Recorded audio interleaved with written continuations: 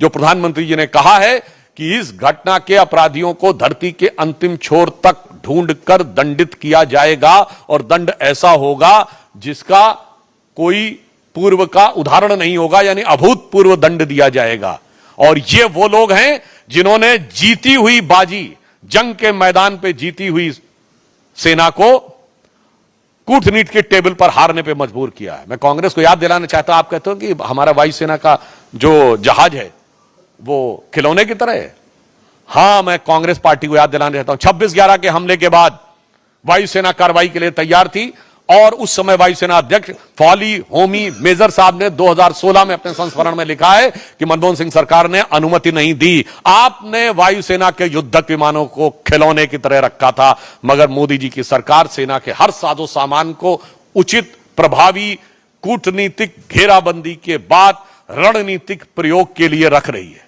आपकी सरकार वो थी कि हमारी फौज जीतती थी और सरकार सब कुछ हार के चली आती थी, क्योंकि आपको एक मर्ज था कि हमें सुलह की शक्ल संवारनी है, भले ही वो भारत की सेना के जवानों के खून से क्यों ना संवारनी पड़े। तो एक पंक्ति में याद दिलाना चाहता हूं जो उनकी विदेश नीति थी, वो क्या थी कि चीन छीन देश का गुलाब ले गया। ये नेहरू जी के लिए कहा गया। चीन की विदेश नीति असफल हुई थी ना, गुलाब पहनते थे, वो गुलाब लगाते थे।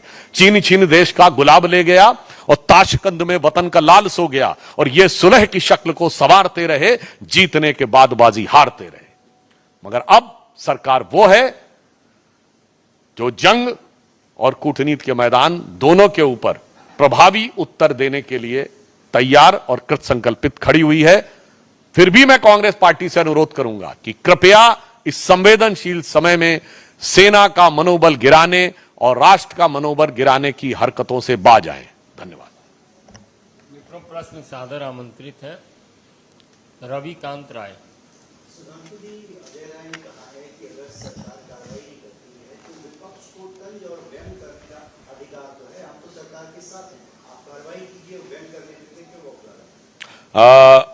सेना के जहाज को लेकर किया गया व्यंग नहीं, यह भीतरघात होता है।